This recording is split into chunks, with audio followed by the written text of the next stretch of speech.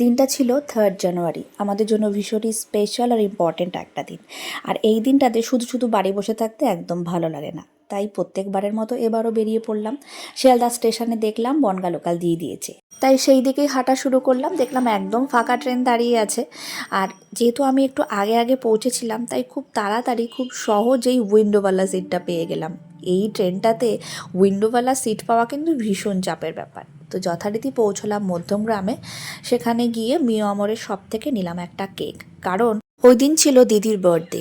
আর এই দিনগুলো না আমরা খুব ছোট করে হলেও একটু সেলিব্রেট করার চেষ্টা করি, ওই নিজেদেরকে একটু আনন্দে রাখা আর আনন্দ দেওয়া।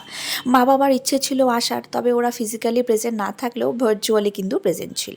তারপরে কেকটা কেটে আমরা একটু বেরিয়েছিলাম দিদির জন্য কিছু গিফটস নেওয়ার জন্য। সেগুলো কেনাকাটা করে একটু চা খেয়ে চলে এলাম বাড়িতে।